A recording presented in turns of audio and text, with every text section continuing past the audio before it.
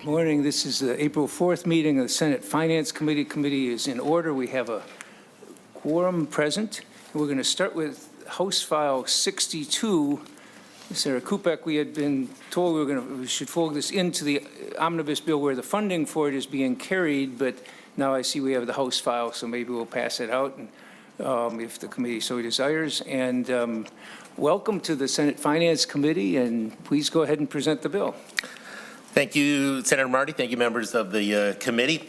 So the bill before you relates to the Public Employees Relation Board. The Public Employees Relation Board was set up in 2014. It was actually a bill offered then by Senator Pappas as a way to resolve labor disputes in the public sector more quickly and in a way that would cost less than going to court. So it would save municipalities, the state would save them money by not having to pay the court fees, and also any public employees also that brought a case would be a savings for them. It was originally given a budget of $125,000 as a setup budget, but then was never fully funded. And so because of that, the Public Employees Relation Board has never actually, for the most part, ever been able to act, except briefly for 1 year when they did have saved up enough money that they did go into effect. During that 1 year, they heard 31 cases. They issued 10 complaints.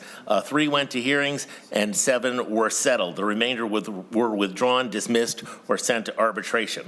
So the Public Employees Relation Board functions similar to the National Labor Relations Act. It saves money for both employees and government entities by not going to court. Expensive lawyer fees can be avoided, and an outcome can be reached sooner, allowing both parties to move beyond the dispute faster. And so we are here before Finance, and we do believe that it is also a savings, again, for many municipalities. Okay. Thank you, Senator Kupec. And the $750,000 a year fiscal is being carried, the budget item will be carried in Senator McEwen's labor bill. I believe it's in there. Yes. And Mr. Naumann confirms that. Mr. Naumann, you want to speak briefly to the bill? So, Mr. Chair and members, I think you've covered it adequately. There is no fiscal note on this. It is just a straight appropriation, as the author has indicated, for $750,000 a year beginning in fiscal 24. There will be tails on this, and as has already been indicated, it will be tracked as part of the labor bill, so members will see this as a particular item when that omnibus process is through this committee. Is it next week? I think pretty close. Is there a discussion of the bill? If not, Senator Friends moves that House File 62 be recommended to pass. On that motion, all those in favor say aye. Aye. Opposed? No. Motion prevails. Senator Kupec, you were very quick with doing this.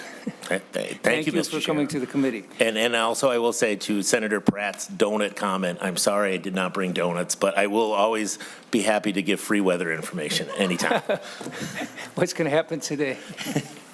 How much time do we have? Thank you. And I believe we have to recess briefly because Senator Boldon is in Health and Human Services right now, and Senator Kupec is headed that way. So we have just a brief, I hope, 3-4 minute recess to get next author in.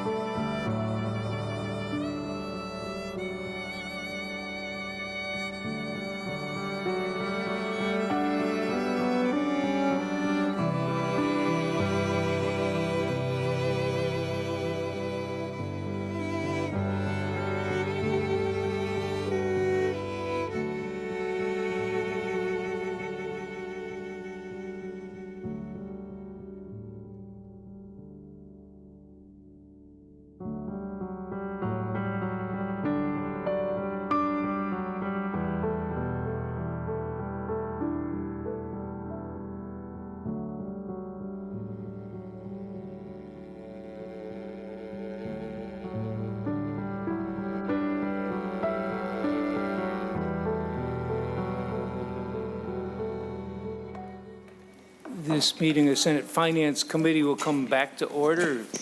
Welcome to the committee, Senator Boldon. You have Senate File 3 in front of us. I'm going to quickly describe the bill, and then we have an amendment changing the appropriations apparently. So go ahead, quickly explain the basics of the bill. Thank you, Mr. Chair, and good morning, Mr. Chair and members. I'm grateful to be here this morning to present Senate File 3, the Democracy for the People Act. This bill defends and strengthens Minnesota's best traditions of inclusive voter participation, sound elections administration, and grassroots people-powered democracy. Over the last 3 months and now 6 committee stops, we've heard and discussed the policy provisions in this bill and why they're important to strengthen the power of Minnesota voters. So today I will confine my remarks to the jurisdiction of this committee and the fiscal costs associated with Senate File 3 related to the implementation and enforcement of these provisions. By way of background, the implementation and enforcement relates to the 3 articles in the bill. Article 1 includes policy to strengthen the freedom to vote, allowing 16 and 17-year-olds to pre-register to vote, providing automatic voter registration through DVS and future expansion to agencies that collect the necessary information, and providing a permanent absentee voter list that voters can opt in to get a ballot in the mail for each election. Article 2 includes policy to protect voters, including provisions protecting voters from intimidation, harassment, and deceptive practices, and providing language access at the polls for those whose primary language is something other than English. Article 3 includes 2 campaign finance provisions, including increasing transparency by adopting the federal functional equivalent standard of express advocacy. So when outside election spending happens, it must be reported as an independent expenditure, and prohibiting foreign influenced corporations from making expenditures and contributions. And Mr. Chair, the amendment, which would be Article 4, adds the appropriations necessary to implement Senate File 3, making appropriations to the Secretary of State, the Attorney General, and to DPS. I'll note the largest appropriation in the bill is to the Secretary of State's office for their obligations related to Articles 1 and part of Article 2, which is $707,000 in 2024 and $150,000 in 2025. With totals of $468,000 in 2026 and $150,000 in 2027. This includes a one-time expense related to programming costs for implementing automatic voter registration and updating online tools. It also includes implementing pre-registration of 16 and 17-year-olds, the permanent absentee voting list, and multi-language voting instructions. The Attorney General's Office has an appropriation of $100,000 for the next 4 years related to Article 2 and the provision prohibiting voter intimidation, harassment, and deceptive practices. That reflects 0.25 FTE for a lawyer and 0.25 FTE for a paralegal to respond to complaints and, when necessary, investigate and enforce provisions. And lastly, DPS has a one-time appropriation of $45,000 from the Driver Services Operating Account related to the DVS cost of updating formats and language of the paper application and forms and online pre-applications as a result of automatic voter provisions. I'll also note the Campaign Finance Board, which is the regulatory entity charged with enforcing provisions in Article 3, absorbs all of their costs, so Article 3 is not reflected in the appropriation. And with that, Mr. Chair, I'll turn it back to you. Thank you. Are there any questions at this point? If not, Senator Friends moves the A65 amendment for the appropriation language, which is what you just explained. Is there any discussion? If not, all those in favor say aye. Aye. Opposed? Motion prevails. Mr. Erickson, do you want to go through the fiscal notes of the bill, which is, that reflects this the A65 amendment, right? Yes, thank you, Mr. Chair and members. Senator Boldon did a good job walking through the main moving pieces, and there is quite a bit here. I'll try to be expeditious and land on the things that are actual moving pieces in the bill. Beginning on page 5, you'll find the Secretary of State's portion of the note, and specifically on page 6, you'll see that there are a number of components that are moving around in this agency. Overall, the Secretary of State is reporting $731,000 worth of expenditures. You'll find these scattered across pages 8 through 11. Most of these costs are one-time computing and programming costs that'll have some ongoing maintenance costs. There are also some translation costs that the Secretary of State anticipates absorbing in the HAVA appropriation that they currently have access to. There's also some costs near the bottom of page 10 and moving into page 11 that are costs that would recur with each election relating to translation of certain polling place instructions and sample ballots. There's also a cost related to rulemaking. However, the Secretary of State periodically conducts rulemaking, and they anticipate any rules changes being absorbed in that ongoing rulemaking that they do. And finally, there is a small revenue change. The Secretary of State is required to produce a new list related to the permanent absentee voter provisions of the bill that they anticipate bringing in approximately $2,000 each year. So the total appropriation amount, as reflected in the A65, is $709,000 with an offsetting $2,000 annual revenue. Moving to page 12, you'll find the Attorney General's component, and as Senator Boldon mentioned, this is anticipating a quarter of an FTE of an attorney and a legal assistant to conduct infrequent and irregular enforcement efforts related to the voter intimidation provisions of the bill. The Campaign Finance Board begins on page 15, and they also show a couple of things that are related to cost, but that are all absorbed. Some are related to the registrations that the staff already conducts, and some are related to modifying training materials and manuals that they can also absorb. The Governor's Office shows no costs on pages 19 and 20. The Human Services Department has said that they're unable under federal law to implement their parts of the bill, and so there's no cost to them at this time. That is on page 22. Minnesota Management and Budget shows a $56,000 one-time cost for some of the reporting and coordination efforts required under the bill. This is expected to be absorbed under the A65 amendment. On page 27, the Public Defense Board anticipates no costs. On page 29 is the Department of Public Safety that Senator Boldon has mentioned. They would take on a $45,000 appropriation out of the Driver Services Operating Account. There's also a $64,000 programming cost that is absorbed in the DVS Technology account and is therefore not in the A65.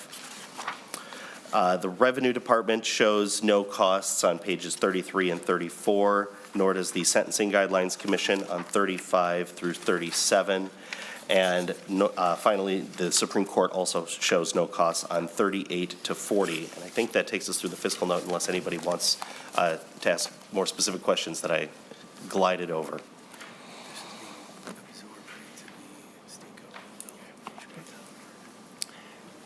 If I didn't mention it earlier, these appropriations are being carried in Senator Carlson's elections bill, so the funding is taken there. Other discussion of the fiscal note or the bill? Senator Draheim.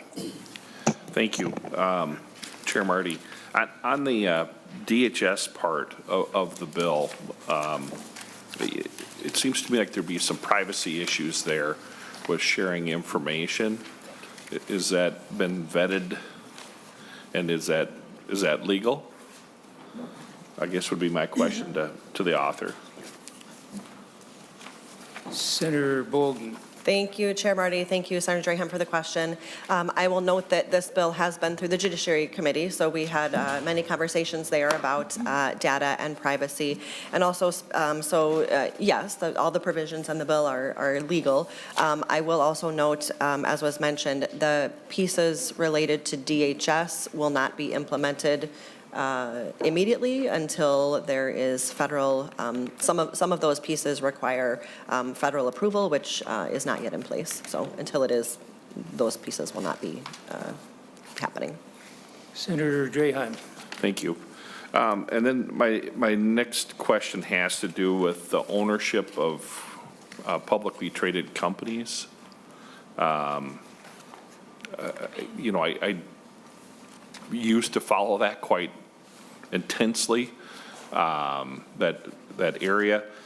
I haven't in years, but I really didn't see a spot that showed on average websites who owned the shares unless they were a major shareholder. So how would a corporation know that they're owned by a bunch of foreign investors if they're owned by individuals and not other corporations or venture capitalists or whatever? Senator Boldon. Thank you, Chair Marty. Thank you for the question. I will note that that provision in the bill is one, as we've traveled through our committee stops, we've had quite a bit of discussion around that provision as well. And companies know who their shareholders are. There actually is a process that they do annually to report and identify who their shareholders are. So they do have a process to know and identify who their shareholders are. So with this bill, they would need to know who their shareholders are on the date that they are making a contribution, and they do already have a process to identify that. Follow up, Chair? Senator Draheim. Thank you, Chair Marty.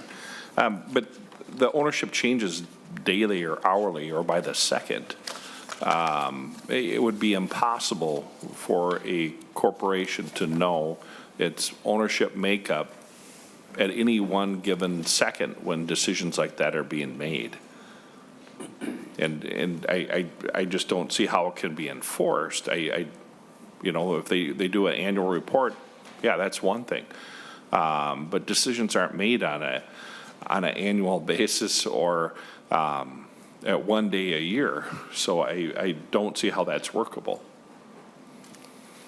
Mr. Chair, Senator Draheim, the provision in the bill would require them to know who their shareholders are on the, as I said, on the day of the contribution. And so just as they do use the process to identify who their shareholders are through the annual process they do on any given day, they can identify who their shareholders are. It would be, they would need to know on the day of the contribution, they would need to identify who their shareholders are. And, you know, I'll just note the intention of this provision is because we don't want foreign influences in our elections. And Minnesotans do not want that. It is not good. It is not healthy for our elections. It is not healthy for our democracy. We don't want foreign influence in our elections, and that's the purpose of that provision. Thank you. And thank you for that answer. I guess I don't want foreign influence in our elections either. But I also don't want a statute that isn't workable. Can you show me in the bill where that language is, where it talks about the day they make a contribution? And what if they pledge a contribution and donate a month later, or a week later, or a day later?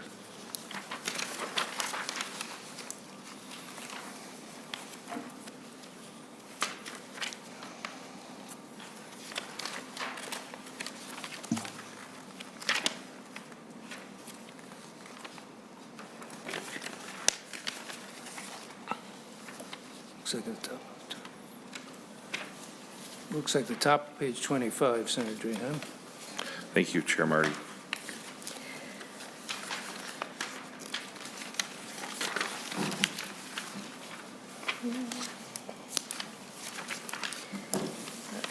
Thank you, Mr. Chair. And yes, the language around foreign investors is on page 24, 25, and perhaps into 26. And again, I'll just note that the date on which we're looking at is the date of the contribution. So if they pledge to make a contribution, that's not what is reflected in this bill or what we're speaking about. What it is looking at is the actual date of the contribution. Further questions? Senator Pratt. Thank you, Mr. Chair. So just to follow up on Senator Draheim's questions, Senator Boldon, how did you come up with the 1% and 5% thresholds? Those seem extremely low. Thank you, Mr. Chair, and thank you for the question. I will again say this is something, as we've traveled through our committee process, we've had quite a bit of discussion about this as well. And those percentages are intentional, and there is, we've had conversations with national advocacy groups working on, clean elections. And again, the purpose of this is to ensure that we don't have foreign influence in our elections, which I hope and think we can agree that nobody wants that. The 1% and the 5% is intentional, knowing that that 1%, if a shareholder holds 1% of a company, and if we think of a Fortune 500 company, that's a significant dollar amount, and that is the level at which there is influence. A person who holds a 1% share in a company can typically get the CEO on the phone within 24 hours. There's influence connected with that, and that's the purpose of this provision. Mr. Chair. Senator Pratt. Thank you, Mr. Chair. And Senator Boldon, well, my experience is different. A 1% shareholder is not that large. They don't have enough of voting shares to influence an election. And what you're typically looking at are probably retirement accounts, mutual funds, those types of things that may have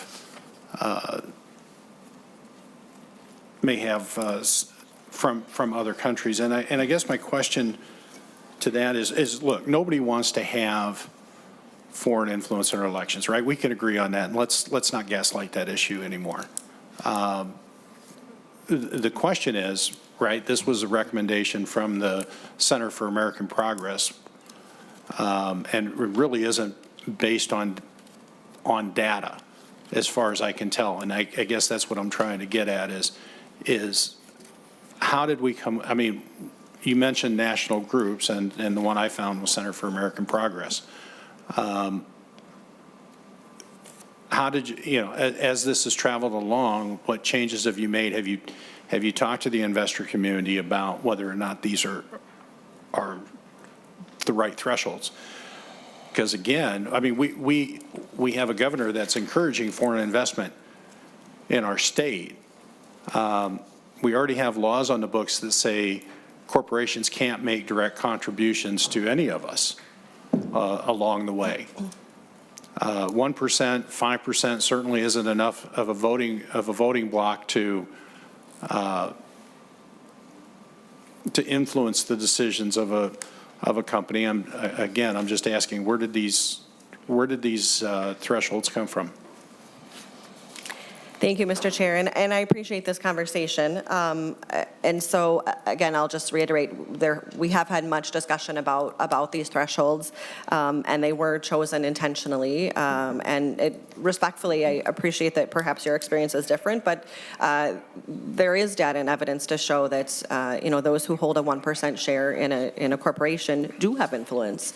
And again, this isn't about, control over a company, it's about influence. And so, again, I appreciate that we all agree that we don't want foreign influence in our elections, and that's what this provision is trying to get. This bill isn't, and this provision isn't, intended to please, foreign investors. It's intended to, protect our elections and not have that foreign influence. And so, yes, there has been quite a bit of conversation around those and intentionality around those percentages. And while there hasn't been changes to those numbers and those thresholds, there have been many changes to this bill as it has traveled through the committee process. We're on, I think, the fourth engrossment. So I appreciate the conversation that we've had. Senator Pratt. Thank you, Mr. Chair. So, Senator Boldon, typically when something major happens, let's say a stock split, for example, roughly 90 days ahead of the stock split, the company will say, we're going to split our stock for the shareholders of record as of this date. And as Senator Draheim said, our markets, especially now, are more fluid than ever before.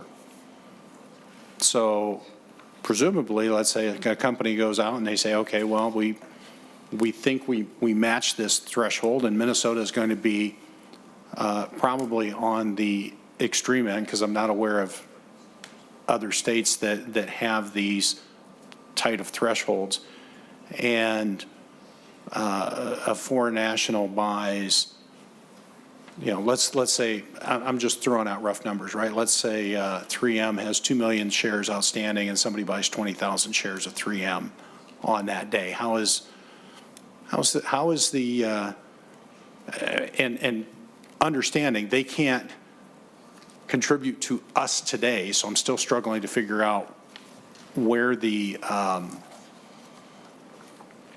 what we're trying to prevent here, but let's just say a contribution were made. How would that? How would the company know that shareholder bought on that day? Thank you, Mr. Chair. And I just to note that, yes, we are not talking about corporations donating to candidates. We're talking about independent expenditures, so influence into our elections. And through the provision in this bill, if a corporation wants to exert influence over our elections, they want to make an independent expenditure in our Minnesota elections, they need to know who their shareholders are on the day of the expenditure.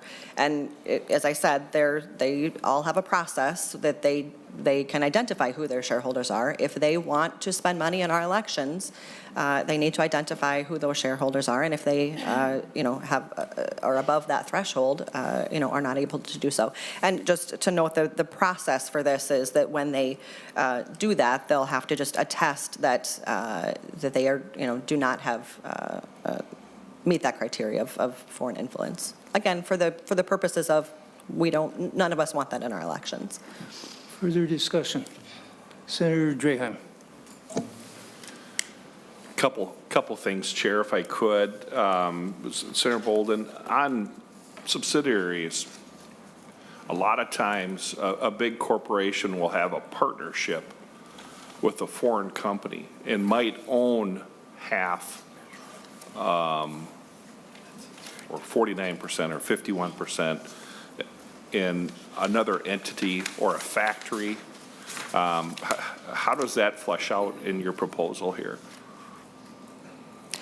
Mr. Chair, so again, just within this proposal, if there are greater than those thresholds of foreign influence, foreign ownership, stockholdership in a company, then they are not able to spend money in our elections under this provision. So, if I could, Chair, thank you. We'll go a different direction then.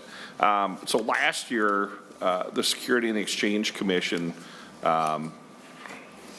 implemented a rule that you have to disclose anything over 5% of ownership in shares, not 1%. I don't know if they track 1%, but 5% they have to now as of last February.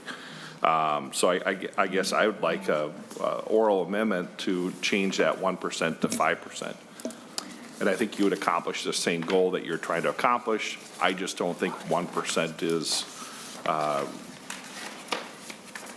really practical in the real world, where I think 5% would be a real ownership amount that I think we could track, because if the SEC is tracking it, then I think we would be able to a little bit better too as a state. So I would like to make that Senator oral amendment. Draheim moves on page 24, line 30, to delete 1 and insert 5. Is that the amendment? Yes, please. On that motion, Senator Boldon. Thank you, Mr. Chair, and thank you, Senator Draheim, and I appreciate the conversation. I would respectfully ask for a no vote on this amendment, and just again would reiterate, we've had quite a bit of discussion around this, and that 1% was intentionally chosen.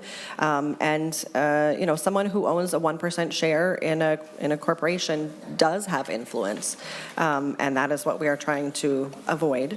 And in terms of reporting, corporations do have a process that they have to do at least annually to identify who their shareholders are. That's the process that they would continue to use if they want to exert influence and spend money in our elections. Senator Draheim on the amendment. On the amendment, just real quick, members, I really don't understand how a corporation would know, my name being very German, if I am a U.S. citizen buying shares through an online vendor, which there are multiple little apps you can go and download and track where I'm from. I don't know how a corporation would know where I reside, I guess. So I don't think this whole section of the bill is workable, but I do think 5% would be a number that the SEC is tracking, and I think it would be a reasonable amendment. Thank you. Further discussion on the amendment? If not all those in favor say aye. Aye. Opposed? No. Motion does not prevail. Further discussion on the bill. And again, this doesn't directly relate to the fiscal note, but we understand that it's a legitimate motion. Senator Pratt and then Senator Murphy. Thank you, Mr. Chair. Well, I'd like to go back to the fiscal note and talk about page 11 of the fiscal note, local fiscal impact.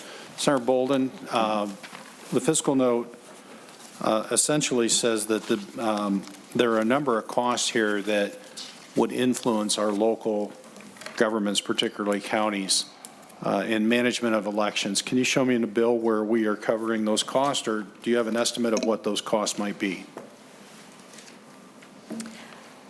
Mr. Chair and Senator, thanks for the question. Specific local costs are not, as you can see, addressed in the fiscal note in the bill. What we are asking is, in many parts, expansion of what counties are already doing. I will also note, however, there is provisions for funding for counties for elections in the election omnibus bill, which is obviously traveling separately. Senator Pratt. Thank you, Mr. Chair. What Senator Boldon really doesn't answer my question. If you talk to the counties, do we have an estimate of what these costs might be? And we are looking at the bill in front of us, not a potential future bill that we haven't seen yet. So if we're being asked to pass this bill out, I think we ought to be cognizant of what the impact to our local communities will be. Mr. Chair and Senator Pratt, so yes, we have been in conversations with counties. I will just note that, you know, because of the way our elections are administered,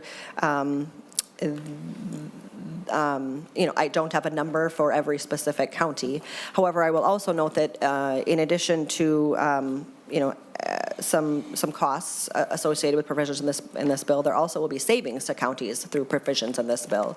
There's a balance of those two items as well. So savings would be included, especially in the permanent absentee voter list.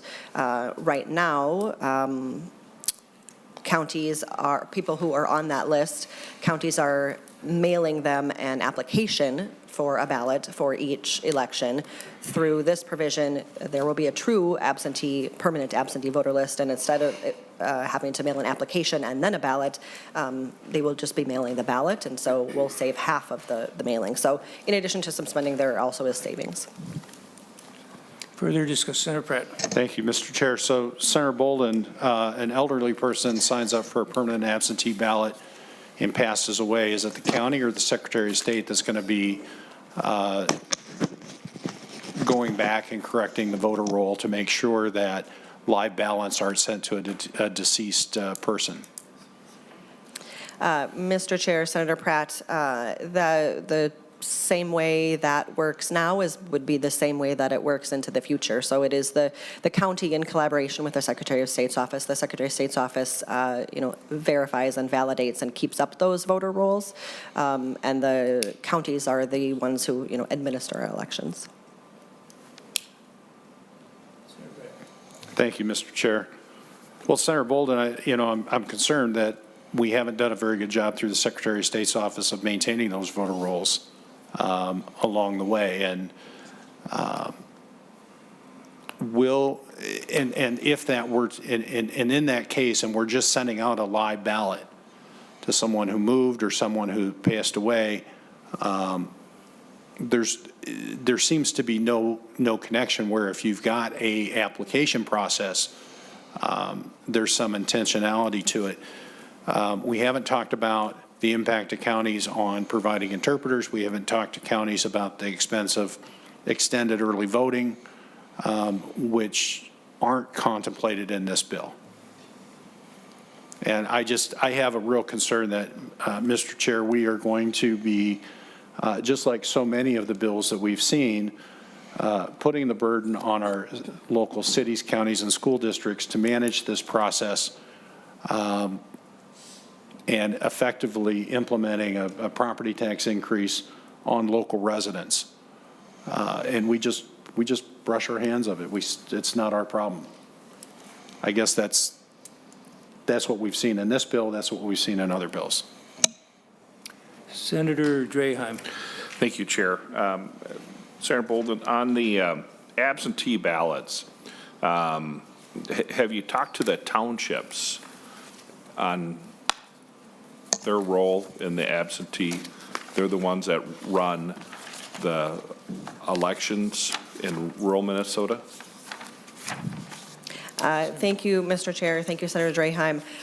We have been in conversation with some local officials, certainly not all of them. I also will note there are some townships and some rural, parts of the state where they solely use mail-in ballots today. And so certainly, it works well for some folks, and that permanent absentee voter list would just provide another option for folks who actually, many of them think that's what they're signing up for now and don't realize what they will be getting as an application versus a ballot. But yes, those conversations are ongoing.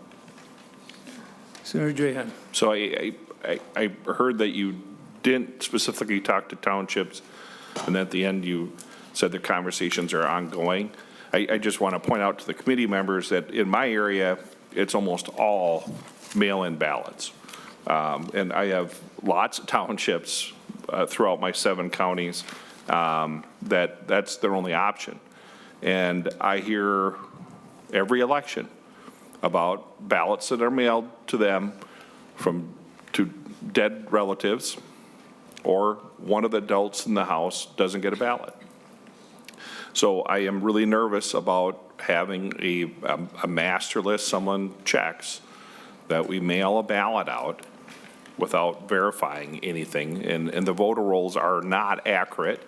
I don't know, I don't know how we can rely on that, and we're just going to put more ballots out there without any verification. I think it's a wrong path, and I want everybody to participate, but I caution the expense to the local counties, which get passed on down to the townships. I don't think they can afford it. They're already complaining they can't afford what they're doing now. And then throwing the interpreters in there. How do you expect a county that has a couple weeks or a month or 45 days before election, if their only option is mail-in ballots or to drop off a ballot at a courthouse? Should they have interpreters then for those 45 days on for the 3 main languages at the courthouse? Senator Boldon. Thank you, Mr. Chair. There is a lot there. I'll just address a couple of things. One is the Department of Health and Social Security death records are updated monthly by counties, and it's the counties that administer absentee balloting most times. In terms of interpreters, again, just to say, you know, the point of that is to be sure that people have you know, the information they need to cast their ballots, and folks who speak a language other than English to be able to do that. And through the provision in the bill, it would be, if it's solely mail-in ballots, then no, there would not be a reason for that to occur at a polling place, because there wouldn't be a polling place. But for those thresholds, based on the census tracts, if they're based on the number of people who speak a language other than English, we should be providing those resources to folks so they are comfortable and have the information they need to cast those ballots. Senator Draheim. So who would pay for those interpreters then? Thank you, Mr. Chair. As with other things related to election administration, it would be the counties. Thank you. Senator Friends. Thank you, Mr. Chair, and thank you, Senator Boldon, for bringing this forward. I'm going to be a yes vote, but I cannot resist asking about foreign influence corporations. And I appreciate your patience as we went through the definition. I'm sort of thinking big picture here, foreign influence corporation, and what the average Minnesotan's going to see when we, start going through this. We have, because we have such a great state to do business in, 17 Fortune 500 companies based here in Minnesota, and some of us are very proud of that. How many of those do you think would be classified as foreign influence corporations under your bill? Thank you, Mr. Chair. Thank you, Senator Friends, for the question. That's a great question. The short answer is I'm not sure. I don't know. And if they want to be spending money in our elections and influencing our elections, we should know. Follow up, Mr. Chair. Senator Friends. Yeah, thank you, Senator Boldon. I think that's kind of what I'm saying. If we accept as a general premise that about 40% of American equities are owned by foreign investors, and if we have a 1% or 5% threshold, I'd be wondering whether the answer is more than half.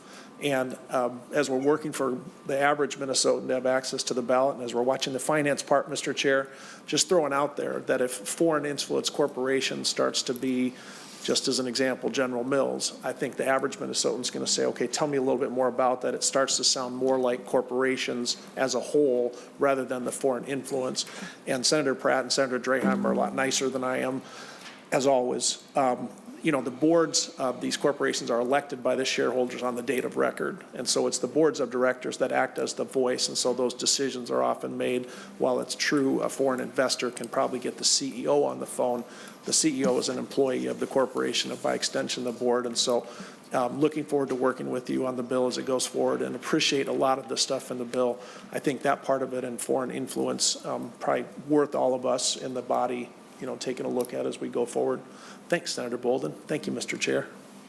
Further discussion? If not, Senator, tell those on Zoom if they want to participate in the vote, please turn on your cameras. On the motion of Senator Murphy that Senate File 3 as amended be recommended to pass, is there further discussion?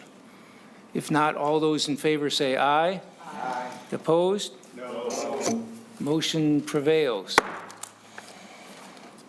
Senator Boldon, thank you very much for this bill. And Mr. Erickson, thank you as well. Thank you, Chair and members. The final bill we have on the agenda today is Senate File 30, Senator McEwen on lead drinking water. And I think members will note that there is a fiscal note in the packets, but it's not relevant anymore because the appropriation is being changed to the amount specified in the target.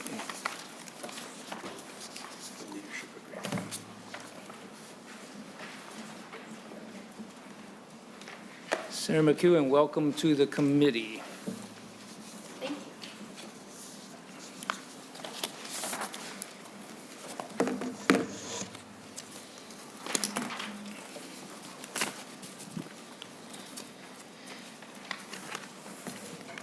Go ahead and explain the bill, and I believe you have a couple of amendments before we get to the fiscal note. I do, yes. Thank you, Mr. Chair, members. It is a great pleasure to join you this morning to present Senate File 30, which in its original form was a vision to replace all lead service lines in the state of Minnesota. Now we have conformed the bill with our targets, which is an excellent start. It is a good start. More will have to be done. Even with the federal funding, the outstanding need for lead service line replacement in Minnesota is roughly $800 million. So with a $240 million appropriation at $120 million per year for the next 2 years, Senate File 30 does not solve the entire problem, but it is an excellent down payment toward mapping and replacing these lead pipelines. So this is a good first installment. Just a little bit about lead service replacement, lead service line replacement. I think many of you are probably very familiar with the need to get this done. And as we've traveled through, I've talked to a number of colleagues about this, so I won't belabor it. But as many of you know, replacing lead service lines is a very cost-effective way to permanently limit lead contamination in our drinking water. This method eliminates 50% of lead in drinking water for only 10% of the cost, and this is because household plumbing fixtures do also contribute to lead contamination but are much more costly to replace. An important thing for us to consider also as we move forward with this is that under the lead and copper rule, the Environmental Protection Agency, the Federal Environmental Protection Agency, requires all public water systems to complete and submit to the state a lead service line inventory by October 16th, 2024. And on December 16th, 2021, the EPA announced plans to propose new requirements that would result in the replacement of all lead service lines as quickly as feasible. And the EPA expects to promulgate these new requirements prior to October 16th, 2024. So the federal government is moving forward also with efforts across the country to make these changes, and this is an excellent opportunity for us to get ahead of that and be really ready with our mapping and already making these replacements when those rules kick into force. To comply with these new federal requirements, our local communities especially are going to need significant financial support. Without continued assistance from the state, local communities and their residents would be left on the hook for costly lead service line replacements, forcing them to apply burdensome property tax assessments, which is something I know that we would like to avoid in my community, and I'm sure we want to avoid throughout the state. As we all know, too, lead contamination from lead service lines disproportionately affects low-income neighborhoods, where housing stocks are generally older, and thus lead service lines are generally more common. Without adequate state funding, low-income residents who already face cumulative environmental health impacts will be left to bear the costs of replacement. And without that financial support from the state, these residents are often unable to cover costs and thus decline replacement entirely, which leaves these households subject to the long-term impacts of lead contamination. Just real quickly, there is a financial piece toward a gain toward replacing these lines as well. Estimated benefits associated with removing lead from water include improvements in population mental acuity and IQ, and projected range of benefits differs, but at the very least, resources allocated to reducing lead in drinking water would be expected to yield a return on investment of at least twofold. So this is a financial win over the long haul, as well as we make sure that the health of our citizens is improved and people are able to be more productive and make more earnings and pay more taxes over their lifetimes. And the last point is the jobs. This is a big, big jobs bill. Lead service line removal is projected to contribute to over 2,400 jobs over the next 10 years, adding over 24,000 job years for Minnesota's workers. So again, this is one of those situations where the state has to step up, write a really big check up front, but over the long haul, and not even that long, we're talking over the next decade and then the next couple of decades, we're going to see huge returns. Not only is this just the right thing to do, because people's quality of life will be improved and the public health will be improved, but it financially will be good for the state. So with that, members, I ask for your support. We do have Executive Director Jeff Freeman from the Public Facilities Authority. We also have officials here from the Minnesota Department of Health. So they can answer your questions about any of the technical aspects of the bill. And I do, Mr. Chair, have the A16 amendment. And Senator McEwen, this one is in the packets. And this is the one that, the biggest change in this is obviously changing the fiscal impact from the language on page 4 to this 120 million per year for the next 2 years. Thank you very much. Welcome to the committee, Ms. Nogner, as well. Did you want to speak to the amendment just to, but I mean, it's basically the dollar thing is a change from the language on line 4, page 4 to this 240 million over the next biennium.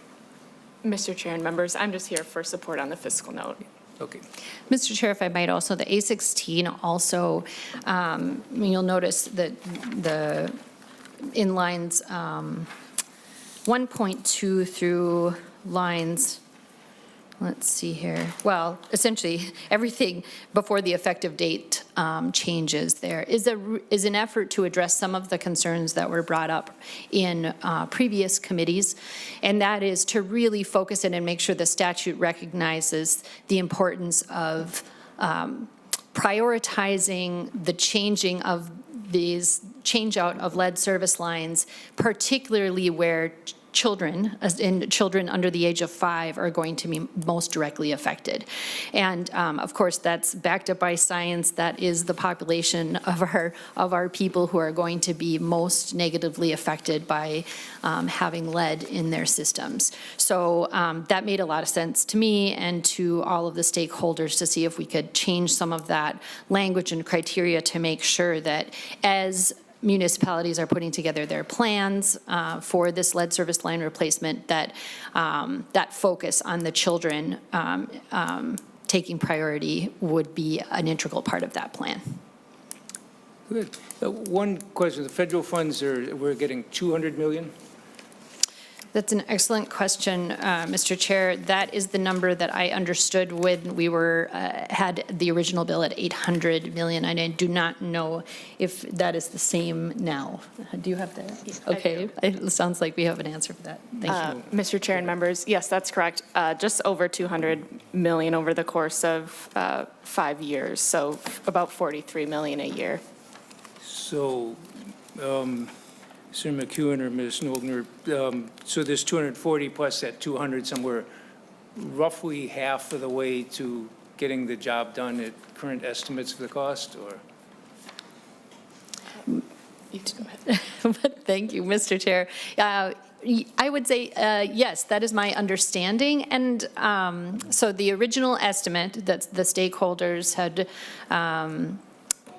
had come together with was that this would be a $1 billion project. And so that was why the original ask was for the 800 million. So if we're around 500 million between the federal money and our state investment here, then yes, that would put us about halfway there. I would also note as well that another change that we've made to the bill as it's progressed through committee is to put together some reporting requirements. So as we're doing this work throughout the state, we're going to be continually assessing where we're at and the progress in a number of areas. So we'll see how the costs sort of shake out over time as we do this work, and hopefully we didn't underestimate. Hopefully that's maybe even a high estimate, but I don't. We'll have to see, Mr. Chair.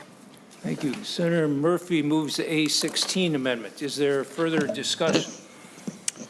If not, all those in favor say aye. Aye. Opposed? Motion prevails. Further discussion on the bill. Senator McEwen, I see you have a technical change from council. It's the A18 amendment. Mr. Naumann, do you have that amendment? Or? Okay. I think Senator Drahan has a different amendment. Senator Drahan, you may have a different amendment. A17? Oh, A18, you want, okay, you want to deal with A18 first?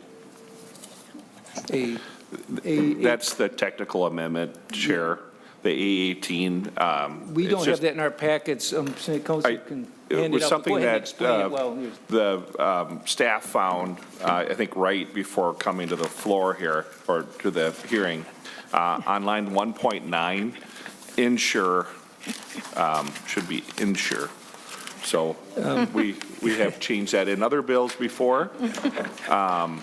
So I think this is, we should give a shout out to our staff that catch things like this, and I appreciate them, and I hope everybody supports this. Good catch, Senator Drahan. Senator Drahan moves to A18 to change insure to ensure. Further discussion? If not, all those in favor say aye. Opposed? Motion prevails. Senator Drahan. Thank you. And then I also have the A17, and I want to thank the author for the discussion on this bill as it's moved forward on the reporting and on the children, more or less. If the whole goal of this program is to protect children, you know, I had pushed that subject before, and I guess I would ask nonpartisan, is my A17 needed after we just adopted the A16? And my thought, we heard testimony in the Housing Committee from families that were deeply affected. Their children were deeply affected by lead, and I'm going like, then why aren't we targeting those facilities, the daycares and the schools, first and foremost in our funding? And that's what my amendment was intending to do here. Senate Council. Mr. Chair and members and Senator Draheim, the amendment that Senator McEwen has and that was adopted by the committee, it talks more about targeting areas with children with elevated blood levels and targeting areas with children under 5. Your amendment speaks a little more specifically to certain facilities, schools, daycares, other properties. So I'm not sure that, you know, it is exactly the same thing. You know, one is an area and another is a certain facility, and maybe that would clarify that, although I do think the daycare facilities and schools would be included in, you know, in the targeting areas. It's just not specific to a certain facility. Thank you. Chair? Senator Draheim, go ahead, or Senator McEwen, go ahead. I was going to just ask Senator McEwen what her thoughts were on my A17 amendment. I'm hoping it's a friendly amendment.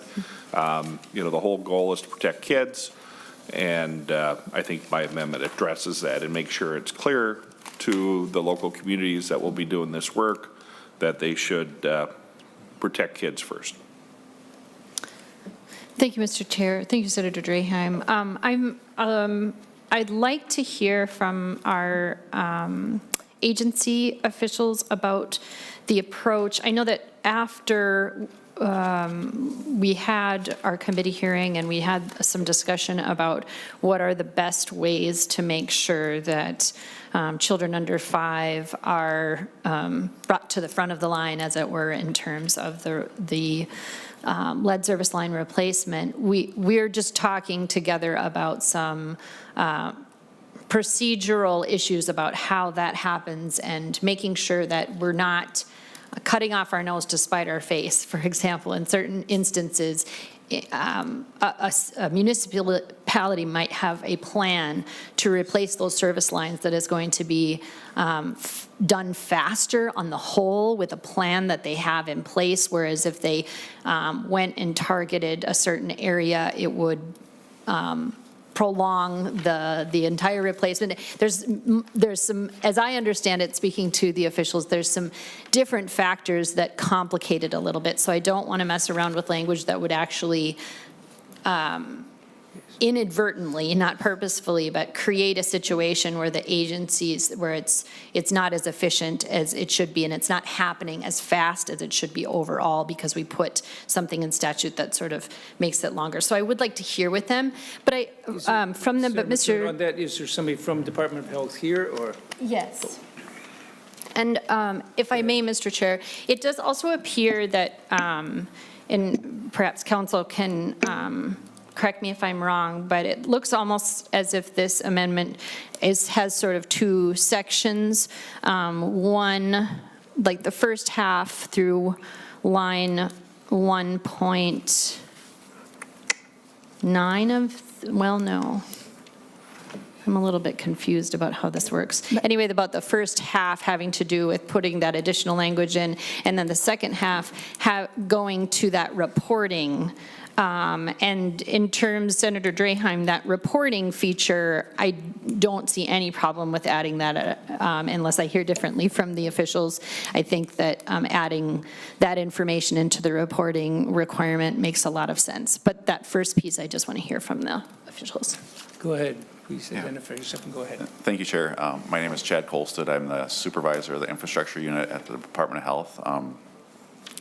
To kind of address the senator, there are two parts to this amendment. The first actually just kind of, as you kind of said, adds on to the requirements for cities when they submit plans to us for review, that they target areas that not only have children under 5 elevated lead levels, but also schools, daycares, and those, sensitive areas. I think it's actually a benefit to this because for smaller communities where we don't get down to that census tract level and we don't have this data, it kind of encourages them to focus that replacements at those locations, especially daycares. Schools a lot of times have large service lines which typically aren't lead, but it's the daycares that would really would benefit from this. So I'm definitely in support of that.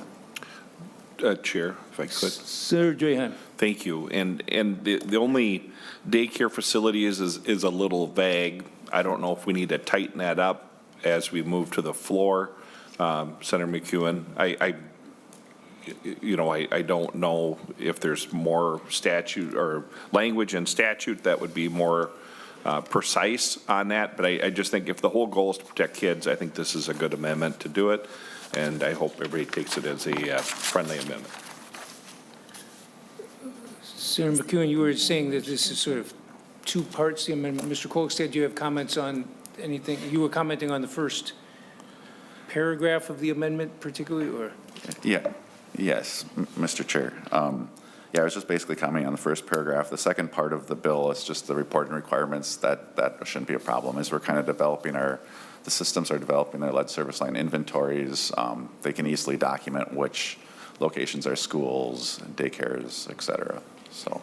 And Mr. Kolstad, is that part of the mapping that's determined during, or? Yes, Mr. Chair. Senator McEwen. I just wanted to suggest in regard to the term daycare facilities that perhaps licensed daycares is maybe a better term of art, or no? We do have unlicensed childcare as well that is part of the system though, so. Okay. So perhaps it just stays the way it does, it's written. Yeah, Senator Drahan. I'll leave that up to you as the chief author as it moves to the floor. I just think we need to focus on the kids.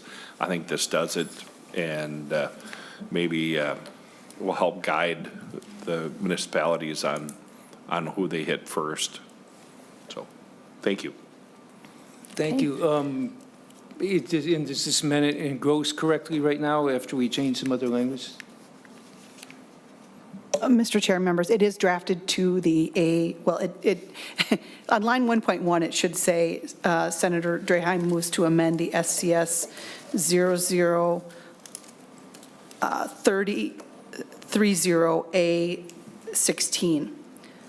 So this is drafted to that amendment? So Yes, that's Mr. Chair, it is drafted to the amendment, so it should engross properly. Okay. Senator McEwen? Thank you, Mr. Chair. Thank you, Senator Draheim, for the suggestions, and I view this as a friendly amendment.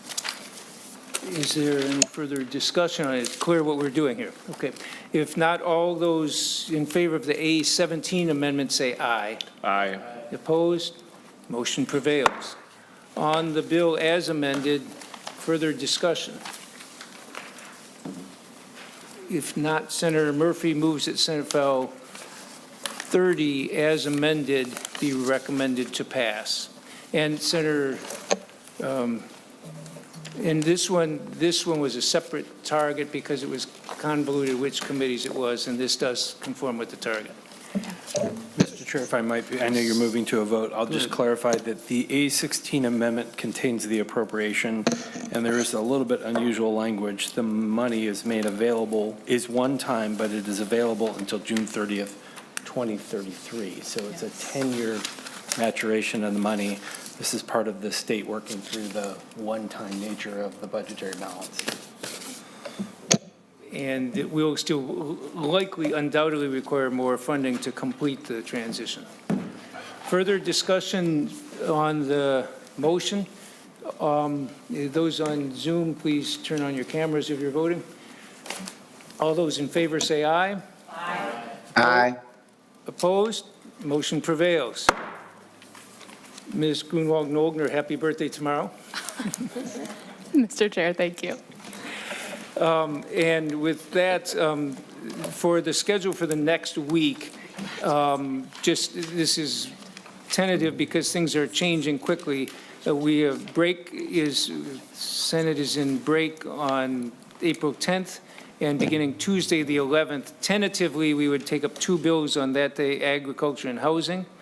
And on the 12th, we would take up judiciary, jobs, commerce, and labor, which would be combined with jobs, I believe. And then on the 13th, health and human services and legacy. And on the 14th, higher education and human services. This is, I don't know if it's been posted anywhere yet. This is a largely tentative schedule. Make sure all committee members get this with the understanding that it is tentative and could change. As you can see, that may be some fairly lengthy hours next week. So in the meantime, I hope everybody enjoys and gets a little bit of time for a break. With that, this meeting's adjourned.